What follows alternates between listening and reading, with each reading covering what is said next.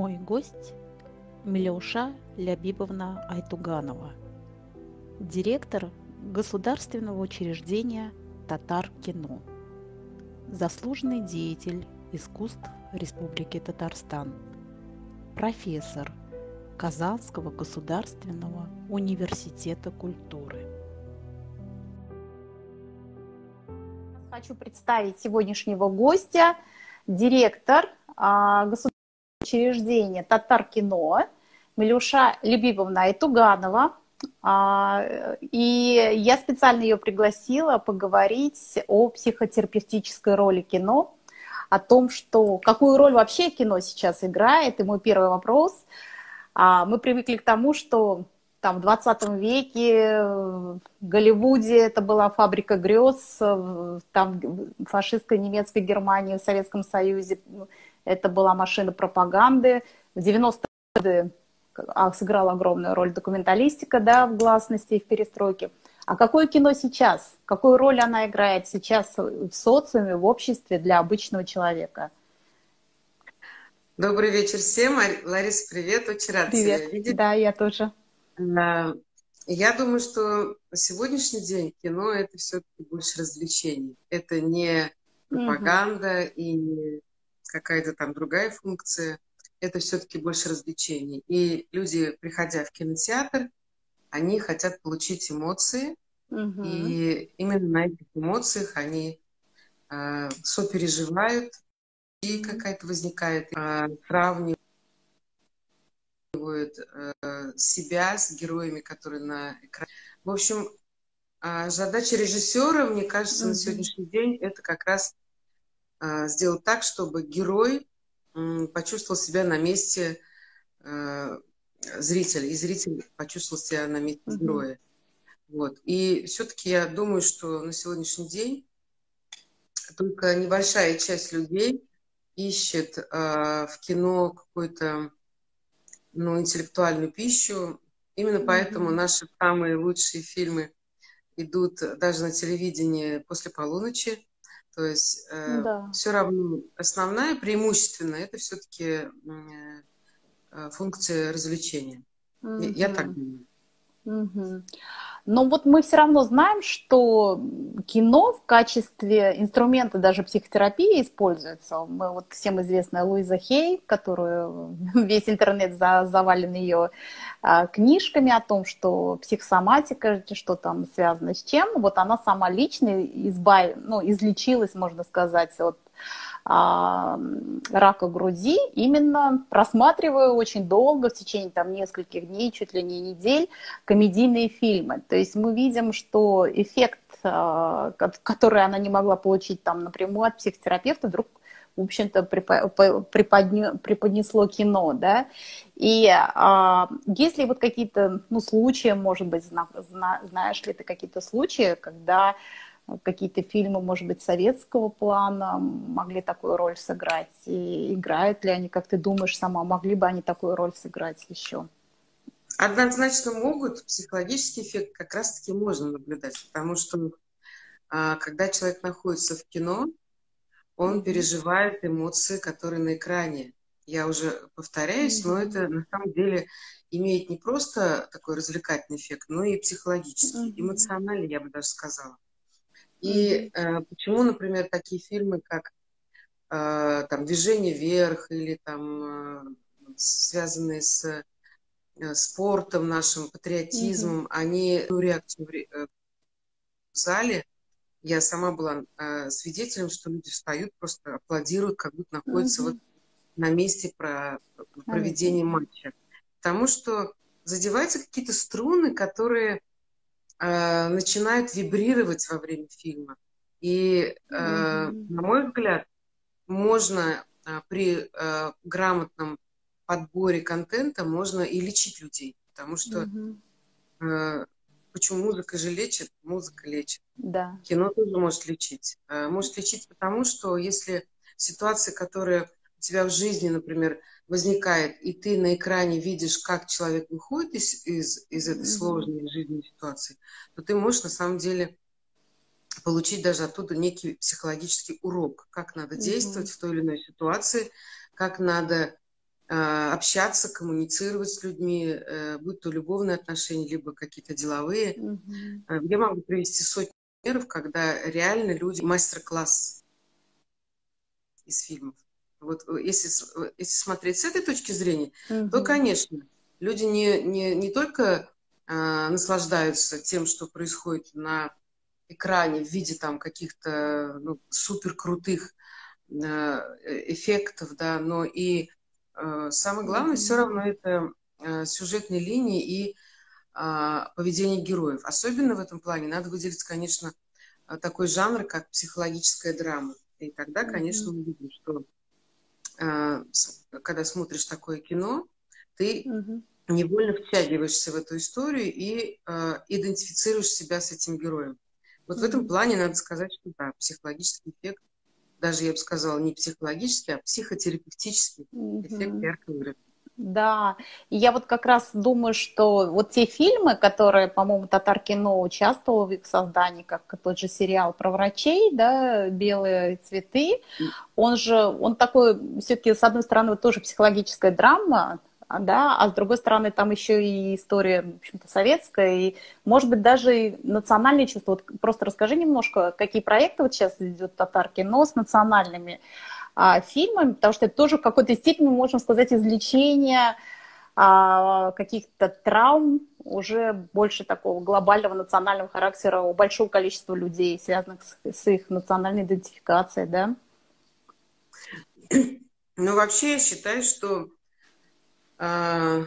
любое кино, которое имеет некую такую национальную окраску, будь то в виде традиционных каких-то известных нам таких музыкальных культур или традиционной там кулинарной кухни там и так далее, национальной. Это приближение человека к его истокам. И когда человек на экране видит близкую ему природу, ландшафты, какие-то песни, которые вот с детства ему запали, да, и на каком-то генетическом уровне, в генетической памяти уже заложены, да, то, конечно, это не может оставить человека равнодушным. Просто мы сейчас очень много ездим с нашими национальными татарскими фильмами по регионам Российской Федерации, где живут наши соотечественники. Я вижу, что для них это как глоток свежего воздуха. Они воспринимают этот контент, этот фильм как очень близкое, родное. То есть, какие-то периоды были, когда очень популярны были контенты, а вот сейчас как раз идет такой эффект от кино, потому что очень много стало музыкального такого контента, а кино еще только-только появляется. Вообще, если говорить о татарском кино, то оно, конечно, игровое появилось очень недавно. То есть это такая новейшая история. Ну, хотя мы говорим, что история татарского кинематографа ведется от начала 21 века, но тем не менее очень долгое время только кинохроника была такая очень развитая. А вот именно игровое кино, оно где-то максимум лет 17 назад начало появляться на экранах, и люди еще не привыкли даже смотреть наше татарское кино на экранах кинотеатров. Конечно, можно сказать о том, что было телевидение, и я сама принимала участие в создании многих фильмов телевизионных, но это все-таки телевизионные фильмы. И даже тот же самый сериал «Белые цветы» это все-таки ближе к телевизионному, нежели к кино. А вот сейчас появляется такое настоящее жанровое кино. Это и комедии, и драмы, и исторические фильмы. И сейчас вот в Казахстане такой наблюдается кинобум, когда мы видим, что фильмы на национальных языках, на татарском языке стали уже привлекать все больше и больше зрителей. Хотя не могу сказать, что этот эффект, он такой же, как в Якутии. В Якутии, конечно, феномен он именно в том, что, находясь далеко от центра России, якуты более, как сказать, нуждаются в самоидентификации. Они Мгм. очень не хотят потерять свой язык, свою культуру, и поэтому они очень сильно развивают именно национальный вид искусства, и в том числе и кино. Я была в Якутии 2 раза и видела, как полные залы собираются на премьеры якутских фильмов. У нас, конечно, такого пока нет, Мгм. но это дело времени. Здесь влияет, во-первых, фактор очень сильной ассимиляции, да, Мгм. тут это не так наблюдается. И, во-вторых, надо сказать, что вот эта вот, пространственная отдаленность от центра России, она Мгм. тоже влияет, и люди просто идут в кино, потому что хотят, чтобы это кино существовало максимально долго. Вот. Мгм. Мне кажется, нам нужно еще прививать эту культуру смотрения национального кино, татарского кино. И, ну, может быть, еще несколько лет, и привыкнет зритель к тому, что у нас есть хороший контент, и он может конкурировать с любой, даже голливудской картиной. Потому что в Якутии, например, там Голливуд, когда появляется якутская премьера, там Голливуд уходит на второй план. То есть вот мы видим, что Интересно. там реально люди заполняют залы, и они обгоняют в сборах голливудские премьеры. Вот М. фишка в чем. Мы пока, конечно, не можем так похвастаться, Мгм. но ежегодно там 10-12 фильмов появляется, и они все-таки находят зрителей. Это уже очень хорошо, на мой взгляд. А вот у меня возникла мысль такая, что, во-первых, у нас же в связи, на самом деле, близости к столицам, и мы знаем очень много татарских, в общем-то, наших соотечественников, актеров, которые получили, в общем-то, федеральное признание, та же Чулпан Хаматова, да, или Башаров, там, или вот Риналь, как его фамилия? Ну, Хамид, Мухаметов, да-да-да, вот, очень известные звезды, которые, по сути, приехали из Татарстана. Можно ли сказать, что, может быть, и не надо нам ориентироваться, создавать какое-то татарское национальное, а может стараться создавать какое-то федеральное, или это совершенно два разных каких-то контента, две разные цели? А, ну, на русском языке фильмы создаются, и даже когда создают фильмы на татарском, они обязательно дублируются на русский язык. То есть вот, например, мгм, сейчас мы новую картину посмотрели, это картина Ильдара Ягафарова «Исян Мессис», «Здравствуйте». То есть в мгм, переводе на татарского языка это вообще-то не «Здравствуйте», это вообще-то «Живы ли вы?». И мгм, картина снималась на татарском языке, но есть на русском с озвучиванием на русском языке, и я мгм, думаю, что эту картину можно показывать в любом регионе Российской Федерации, потому что она будет понятна.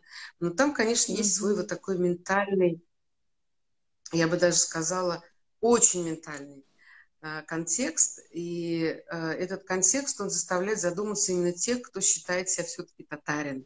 То мгм, есть русские, они могут даже, ну, как-то не очень сильно вникнуть в то, что говорит главный герой в своем мгм, монологе, потому что нас очень долгое время, например, немножко удивляли картины, которые показываются на российских каналах. Почему там, собственно говоря, ну, татар как нацию, как людей другой национальности показывают в таком свете. То есть, вот знаете, есть мгм, такой стереотип, когда показываешь татарина, это, как правило, по истории это татаро-монголы, мгм, и мы видим, что абсолютно не мгм, соответствует тому образу, который у нас есть, и которому мгм, мы привержены. Но стереотип очень трудно ломать. Мы знаем, что есть такая мгм. теория стереотипизации, и чтобы сломать стереотип отношения к той или иной нации, нужно очень долгое время и очень сильно постараться надо. Например, мы Мгм. понимаем, как относятся, например, к людям кавказской национальности. Это даже как бы именно Мгм. нарицательное, да? Мы знаем, Да. как к татарам там, ну, даже та самая поговорка, э, там, внезапно или как там, нежданный гость хуже Хуже татарина, но татарина, да, да. это же уже отношение к самой нации, понимаете? И Мгм. поэтому мы, конечно, ну, даже здесь, кто снимает кино, переживаем, когда с экранов федеральных каналов идут фильмы, в которых, ну, явно прям татары изображаются как там жестокие, там, там неучи, ну, такие, в общем. Ну, в общем, короче говоря, это не наш образ, на самом деле. Да, да. А можно ли сказать, что вот этот фильм «Зулейха открывает глаза», он какой-то прорыв к тому, что... Потому что по поводу этого фильма, конечно, в самом Татарстане столько было всего. Копий ломалось, и были противники, и сторонники. Сами русские удивлялись, почему татары так негативно относятся.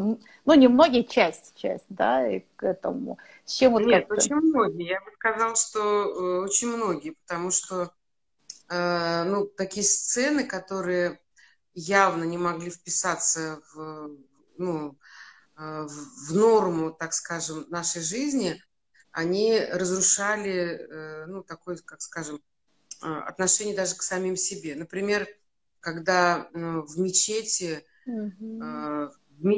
как бы это святое место, да, для мусульман, вдруг мы видим, что там, значит, такое прелюбодеяние. Или когда показывают в таком свете, ну, свекровь, да, бабушка, собственно говоря, татарская, да, или сама Зулейха в роли Чулпан, когда мы видим в первых 2 сериях, как она такая безмолвная, абсолютно, ну, какая-то там, ну, как бы сказать, немощная, там, ну, и в любом месте там ее можно, грубо говоря, да, поиметь.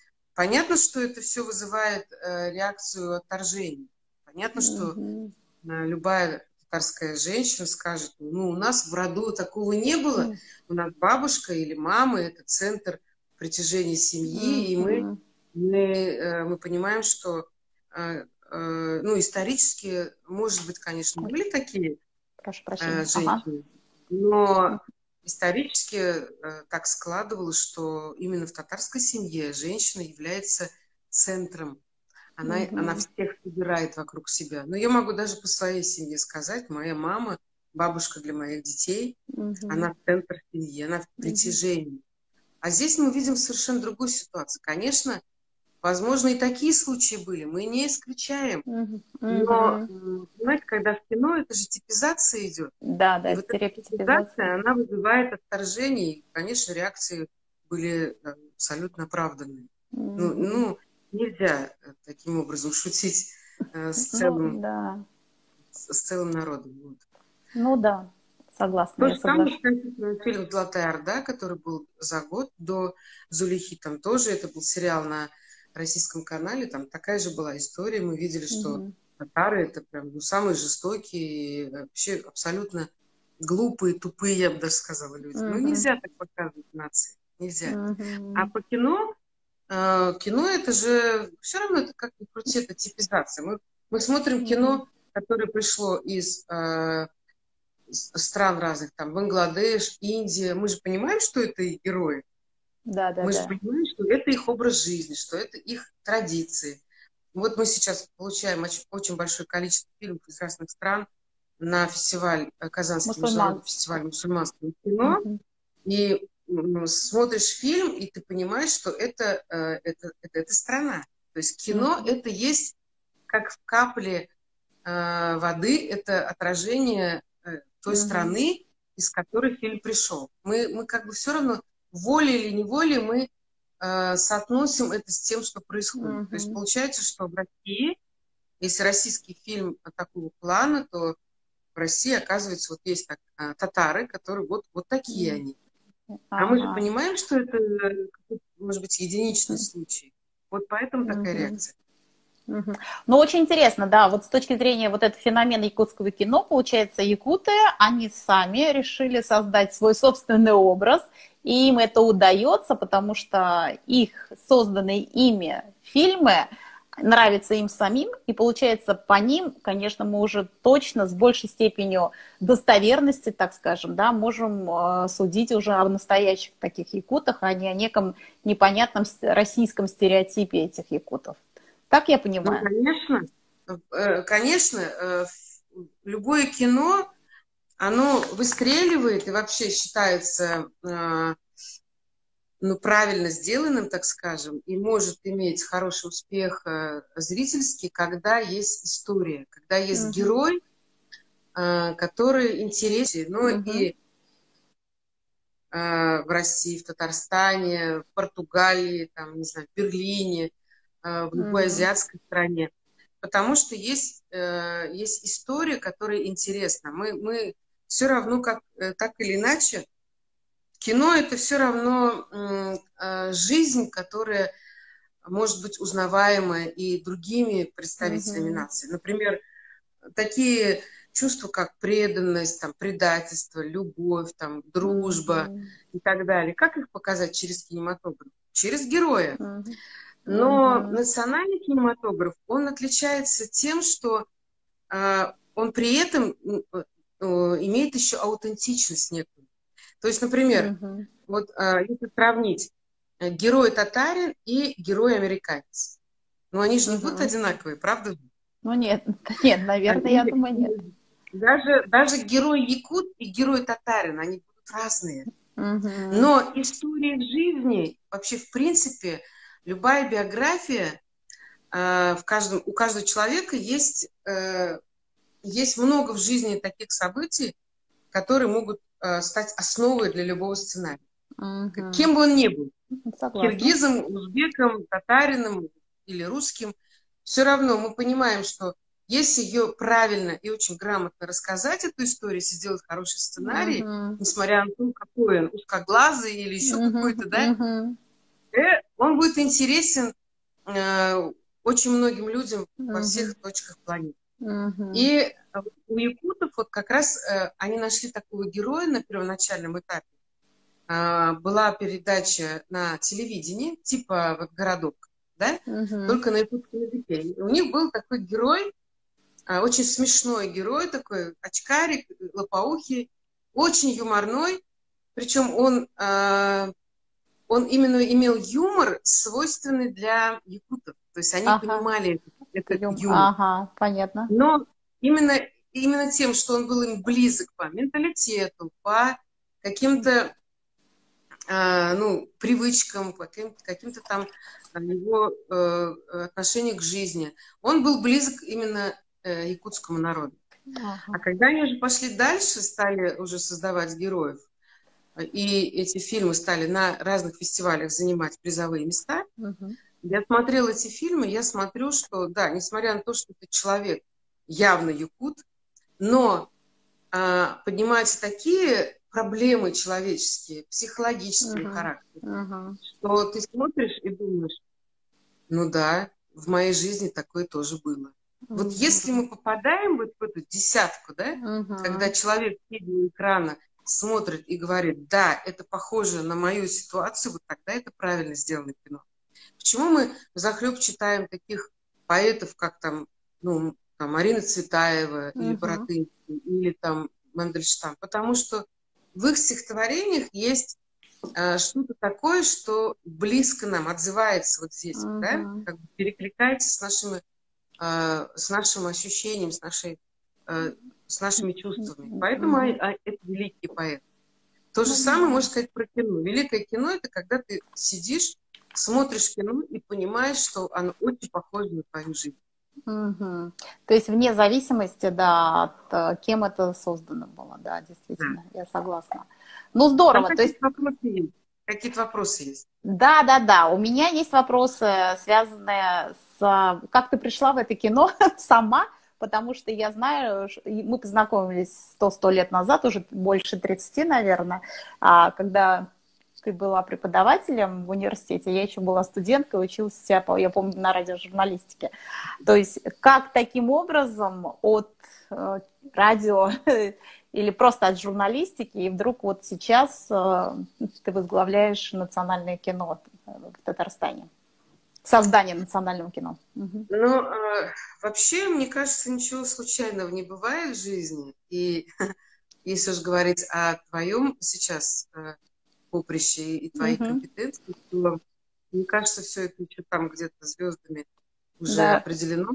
То, что человек придет к этому все равно, рано или поздно. Потому что я, на самом деле, хотела быть врачом, когда я была совсем там, ученицей 8-9 класса, я хотела быть врачом. Но если тебе предначертано, ты не попадаешь туда, даже если ты очень хочешь.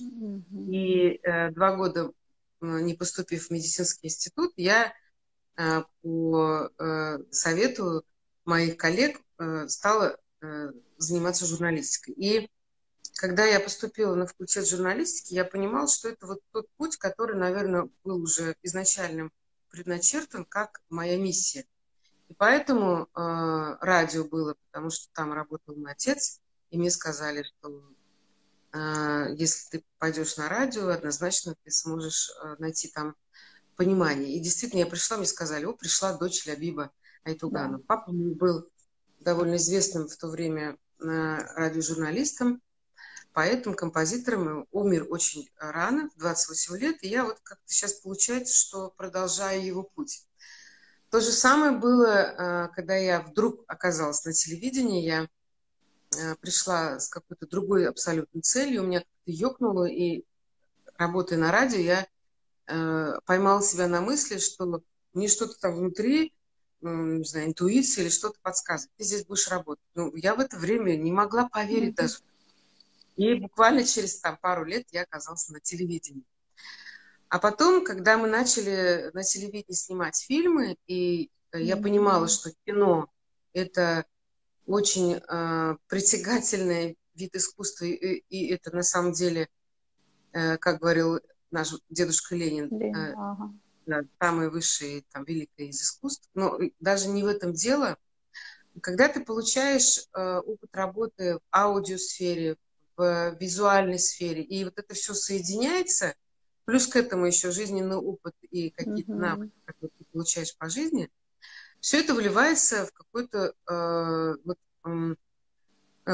продукт, который объединяет все твои компетенции.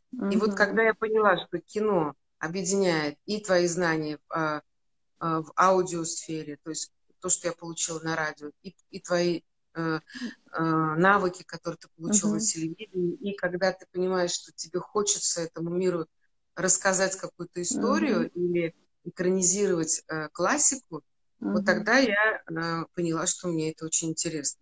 Вот, ну да, очень было тяжело переходить, но то, что произошло со мной 5 лет назад, я воспринимаю как мне сказал один очень известный богослужитель в Татарстане, что это была дубинка Аллаха, чтобы тебя каким-то образом оторвать от уже такого долгого пребывания на телевидении. То есть если бы я не получила такой вот удар, я бы, наверное, никогда оттуда не ушла и так бы на телевидении осталась. А сейчас я очень счастлива, потому что я получила абсолютно новую для себя плоскость. Это не сфера деятельности, это такая, знаете, переход в другую немножко плоскость, где ты объединяешь все, что у тебя есть накопленного, ты умеешь создавать совершенно оригинальный продукт. То, что я называю кино. Кино – это все-таки реально, это круче, чем телевидение, и это, конечно, очень далеко от радио. Но не имея этих навыков, вряд ли я бы, наверное, стала сейчас создавать это. Ой, очень как интересно. Смотри, получается, во-первых, продюсерские данные, управленческие же тоже данные, компетенции, которые были наработаны, да, наработаны на телевидении, наработаны там в Академии культуры в Казани, они вот тут тоже наверняка стали проявляться. Кстати, я вот смотрела один из фильмов и вдруг увидела себя в качестве актера, актрисы, да, и еще думаю, так это еще и эта сторона, по сути, как бы всех наших талантов, да, и здесь вот Милюша как-то так проявилась, и прямо я была действительно очень органично смотрелась, и вот мое личное мнение, да, что наверняка есть какие-то и актерские таланты, которые нужно там из себя дальше проявлять. Вот. Ну, знаете, это была абсолютно неожиданная история, и вообще предложение для меня это было просто непонятное даже, я бы сказала, потому что когда мне Ильдар Гафаров позвонил, сказал, я тебя вижу в этой роли, я сказала, что тебе актриса, что ли, мало, зачем тебе это? Но когда я начала сниматься, я поняла, что чем более естественный человек в кадре, то есть он живет в кадре, а не играет, тем он более правдивее. То есть вот тогда человек говорит, верю. Я не играла вообще. То есть как бы когда мне режиссер сказал, Милюша, ну какие у тебя ощущения после первой сцены, которую сняли? Я говорю, что такое произошло? Он говорит, ну ты же в кадре. Я говорю, и что? Я там 15 лет в кадре. То есть, у меня не было такого, знаете, разделения. Когда ты в кадре, значит, в телевидении, на телеэкране, когда ты в кадре в кино. Может быть, актерам в этом плане трудно из театрального актера переходить в киноактера, потому что немногим дано очень легко и органично переходить с театрального подмостка в кадр. А вот когда ты не обучалась актерскому мастерству или не обучался, то это, наверное, происходит очень естественно. Потому что я смотрела очень много фильмов, где непрофессиональные актеры, и они очень правдоподобные. То есть ты просто сидишь и веришь тому, что происходит на экране. Ну, и у Звягинцева это очень, и у Кончаловского. Вообще, по-моему, это начал Кончаловский как раз приглашать непрофессионалов. Я считаю, что на экране работают какие-то другие механизмы. Не то, что ты получил в театральном училище или в ГИТИСе. На экране работает что-то другое. Там какая-то есть, наверное, все-таки работа харизмы. Потому что я удивлялась всегда по жизни тому, что вроде бы ничего примечательного в человеке нет, он садится, и его камера считывает просто. И я удивлялась, ну как так может происходить? Камера, вот этот оптический эффект, он вытаскивает из человека что-то, то, что мы не можем увидеть просто глазами. Это надо либо чувствовать сердцем, да, то есть интуицией, либо, либо ты просто понимаешь, что перед тобой настоящий искренний человек. Камера, она раздевает, она как бы обнажает. И в этом плане... Да-да-да. Нет, я продолжение хотела как раз затронуть еще тему вот эту магию, когда ты сказала магия кино, в том, что не зря же многие актеры, вот есть профессиональные, непрофессиональные, а вот многие профессиональные актеры боятся вот этой заданности, да, тех сюжетов, и иногда вот мы смотрим истории жизни многих актеров, там, советских и так далее, и мы видим, как прописаны какие-то, что они иногда проигрывают в жизни какие-то сценарии из фильмов, да, и вот эта вот магия, и вот как раз вот эта вот эзотерика, может даже сказать, кино, она как-то проявляется в жизненных ситуациях и в жизненных судьбах, да, людей, которые...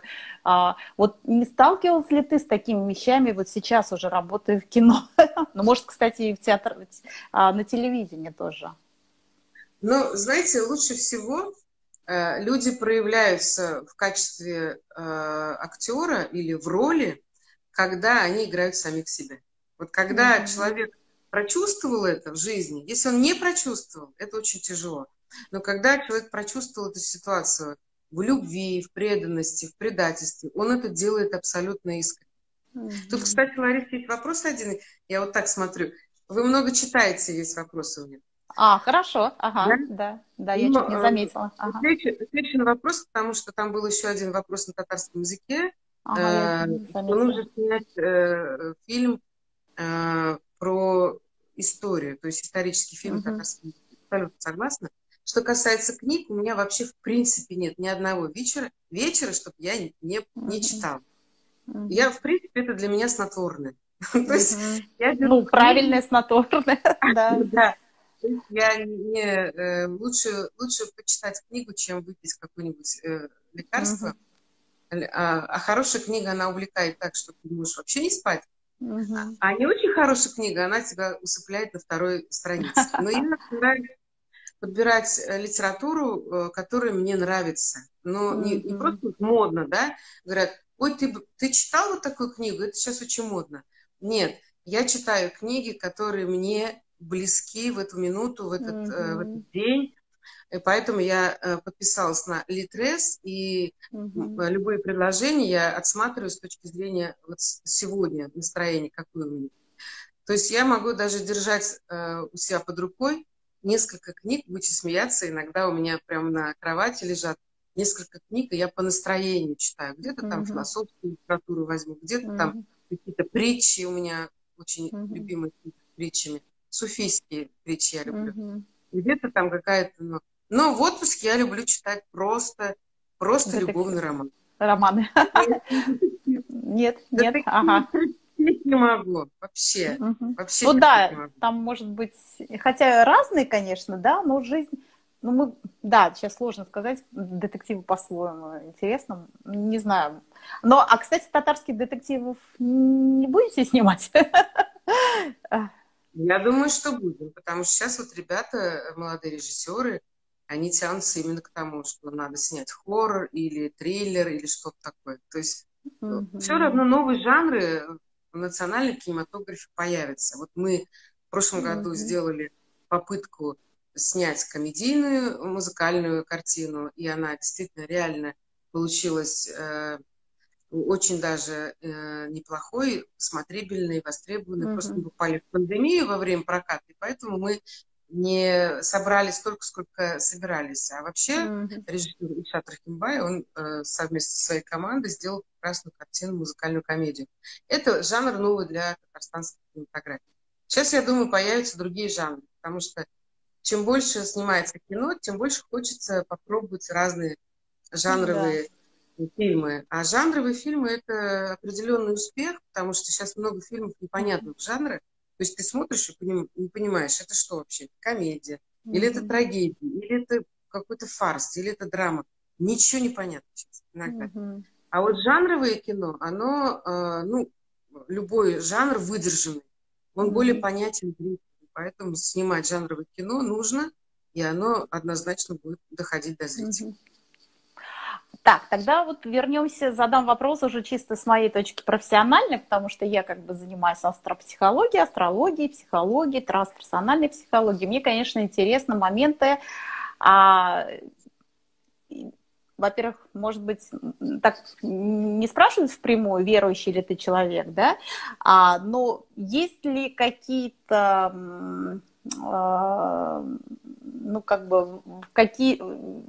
веришь ли ты в какие-то потусторонние вещи, если можно ответить на вопрос, веришь ли ты в нечто такое официальное, религиозные какие-то системы, и вообще доверяешь ли ты судьбе, знаком судьбы, вот так вот скажем. Я придерживаюсь такой точки зрения, что человек, его сознание очень многое вообще в принципе не видит. То есть мы ограничены в восприятии этого мира.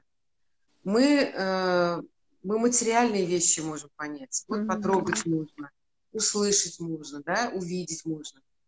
Но много такого в мире, на мой взгляд, то, что мы не видим, то, что мы не можем почувствовать, и это только, наверное, доступно людям, у которых есть какие-то способности чувствовать вещи, которые обычный человек не чувствует.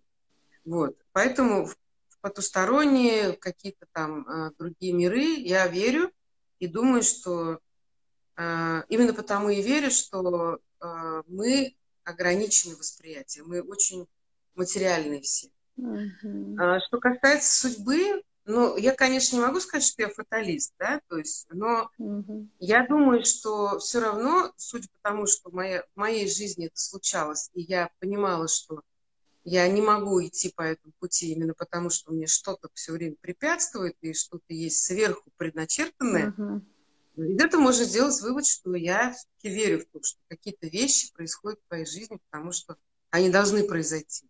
И в какой-то момент, лет, наверное, 10 назад, я приняла для себя такую формулу. Все, что происходит в твоей жизни, тебе необходимо. То есть вот в этот момент, в этой ситуации происходит то, что тебе необходимо. Мгм. И потом я прочитала, ну, тоже в то время был бестселлер, книгу Кастанеды про, ну, вы знаете эту книгу, она Мгм. очень много про нее писали. Там очень важная для меня мысль. В каждой книге я ищу мысли, которые созвучны или отвечают на мои вопросы, которые Мгм. у меня вот так как крутятся в голове, я не могу на них ответить. И тут в помощь, конечно, какие-то книги приходят или какие-то истории, ситуации. И так вот, у Кастанеды прозвучала такая очень важная мысль, что в жизни может происходить очень много вещей, очень много неприятностей. Тебе иногда кажется, что все рушится, что все вокруг тебя против тебя работает.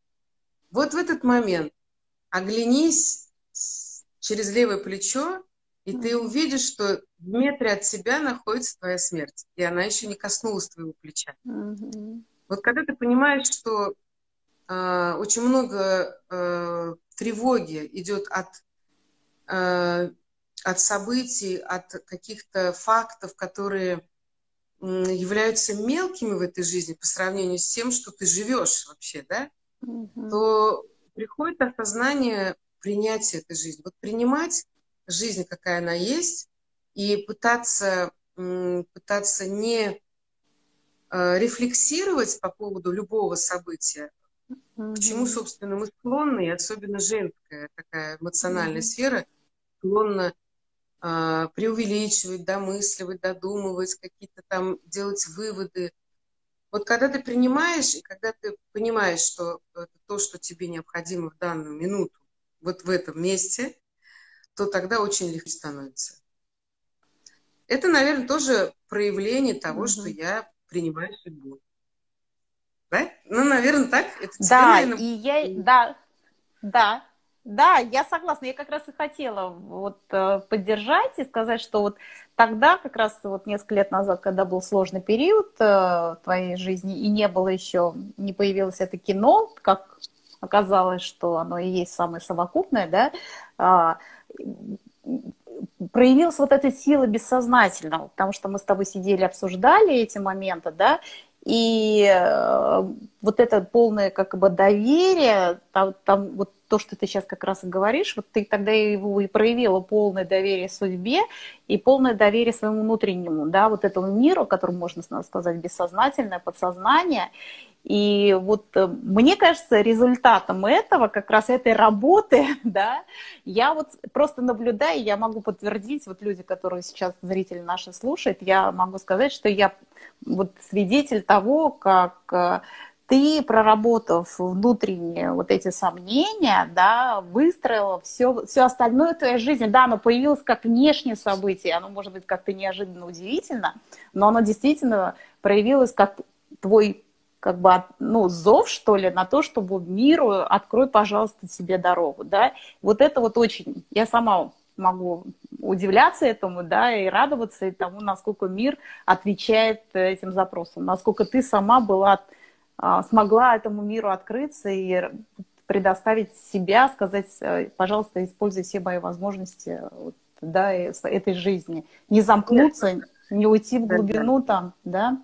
Да, но я, знаешь, Ларис, я думаю, что вот у любого человека есть жизненные ситуации, когда нужен ну, какой-то внешний взгляд, и нужен Мгм. человек, вот в этот момент нужен человек, и я, опять-таки, я думаю, что именно в этот момент, именно в этот жизненный какой-то переломный период, все равно вот ты сыграла ключевую роль, потому что ребята, Мгм. кто нас смотрит, могу сказать, что я сама в это не верила вообще. Ну, то есть, что напишу на бумажке, я даже внутренне где-то, наверное, ну, скептически к себе относилась, что, ну, блин, Айтуганова, ты вообще нормальная? Ты пишешь там, хочу быть там директором фестиваля мусульманского кино. Да, да. Когда у тебя, в принципе, даже в перспективах это нет. Потому что даже вообще, в принципе, только где-то в голове, где-то вот в каком-то разговоре это прозвучало, и я так для себя думаю, блин, интересно было бы, конечно, этим заняться. То есть какой-то незначительный разговор между делом с кем-то, а вот там директора сейчас нет, и я так про себя думаю, ну, было бы вообще классно, мне интересно, да? Или, например, мы с тобой пишем, там, ну, хочу стать там директором Татар-кино. Я про Татар-кино-то узнала, блин, Да, буквально да. накануне. Но мы И с тобой когда вот это... обсуждали, кстати, вот эти твои компетенции, думали, что наиболее могло бы, и поэтому мы разные варианты, да, но это твое бессознательно выдало, оно же сказала, а Ну, почему, да. я ведь только под твою... Можно сказать, что я под твою диктовку это писала. Наверное, Ларис, ты тоже не знала, что Ну, это могло произойти в моей жизни, да? конечно, нет, Просто я естественно. отложила эту бумажку и вернулась к ней уже через год после всего, что произошло. И у меня было просто изумление, что только один пункт из этого списка, 16 пунктов, не сбылся. Ну, потому что, видимо, мы уже с тобой Ну, прям еще ушли. пока Мы, далеко, да? наверное, с тобой просто размечтались тогда. Все Ага. остальное просто как будто бы это вот мы писали, и где-то там сверху Всевышний слышал, говорил, ну да, это надо сделать для этой тети. Да, да, да. И реально ребята работают, оказывается. И я думаю, что здесь работает даже не только то, что ты пишешь там и бессознательно как ты в это веришь, да, то, что ты просто Мгм. доверяешь, а то, что, ну, наверное, возникает какая-то энергетическая направленность, то есть Мгм. какой-то Вектор. энергетический заряд, вектор, Мгм. который работает на твою идею. И когда мы сожгли эту бумажку, Да, да. ребят, короче говоря, был такой ритуал. Одна бумажка осталась у меня, Да, и да, да, да. я ее просто положила в сундук, да, в стол там, или в какой-то там Мгм. ящик свой настольный. А одна бумажка вышла с нами на улицу, и мы ее подожгли, и она просто сгорела. Ну, вы представьте себе, да, что 5 лет назад я совершенно уже как бы взрослая Мгм. девочка, да, то есть у меня Да. 2 детей. Я там проработала почти 30 лет в своей сфере, и вдруг я иду там во двор, там, Сжигать будет так. Ага. сжигаю бумагу, сгорает, и ты мне, Ларис, говоришь, это хороший знак, значит, все будет хорошо. Ну, все, как бы, ну, поиграли. Ну, для меня это была как, ну, некая игра. Но я поверила в эту игру. Я думаю, почему нет? Если ты находишься в таком отчаянии, почему бы вот не Мгм. попробовать? Поэтому всем такой, ну, не знаю, не совет, конечно, просто на моем примере можно сказать, что когда вы встречаетесь в нужный момент с хорошим специалистом, с человеком, который умеет не только по каким-то там вашим натальным картам посмотреть, что вы из себя представляете, но и предположительно показать, какие могут быть варианты развития Мгм. вашей судьбы, исходя из того, что вы родились в Да, какой-то да, да. момент, да, Нет, да. то этому надо доверять. Но для этого, конечно, должен быть человек, который сам над собой работает. Мгм. Борис, респект, потому что я тебя знаю Спасибо. очень Спасибо, давно. И то, что Леша. ты Приятно. в астропсихологии, то, что ты делаешь такие семимильные шаги в своем развитии, это просто респект, просто уважуха. Я вообще люблю людей, которые развиваются. И здесь, доверившись тебе, моей бывшей студентке, в Да, общем-то, да, да, да, да, вот именно. вот. Ну, надо было об этом сказать сейчас мы уже с тобой над этим Да, уже. посмеиваемся. Да, да, А, да. Тогда мне было абсолютно не смешно, то, что происходило в жизни такое, что я не понимала вообще, ну, на краю пропасти находилась. Мгм. И то, что вот сейчас, возвращаясь к этим событиям, я к этому отношусь как к уроку, Мгм. который был преподан, да, и всем, думаю, надо так относиться, если что-то происходит неприятное, неожидаемое, то, что противоречит вашим каким-то внутренним ожиданиям, то, что противоречит вашему представлению о самих себе, вдруг вы видите, что вас там кто-то ненавидит, кто-то делает такие вещи, которые неприемлемы, и вы не можете принять. Мгм. Надо принять. Иначе дальше жить невозможно. Только когда ты принимаешь ситуацию и ты делаешь все возможное, чтобы сохранить свое достоинство, свое человеческое лицо, и не уходя от своего стержня внутреннего, вот тогда тогда, наверное, все нормализуется, потому что если вы не делаете в жизни ну, каких-то преступлений против человека, против людей, и вы искренне верите в то, что вы делаете в этой жизни, не знаю, мне кажется, что Всевышний не оставляет таких людей. Согласна. Спасибо тебе огромное. Да, тогда спасибо. Будем на этом завершать. Я хочу, потому что сохранить обязательно этот эфир, чтобы все посмотрели. И я как астролог скажу, что там один единственный пункт, конечно, не сбылся. Нам над ним надо еще поработать. Но мы пока оставим в тайне. И когда это сбудется, мы обязательно всем... Я думаю, что там лучше известно, что мне надо в этом мире. Я согласна, да, доверие к судьбе. Спасибо тебе огромное за согласие, за рассказ, потому что это очень искренне и очень такой важный. Мне кажется, это очень многим людям даст массу размышлений над своей судьбой тоже. Спасибо. Лариса, спасибо большое. Успехов в дальнейшем. И я прям тоже слежу. Мне так нравится, что наше татарское национальное кино выходит прям на уровень и будет лучше, чем якутское. Феномен татарского кино мы тоже скоро увидим. Да, Аллах. Спасибо большое. Пока. Пока. Спасибо.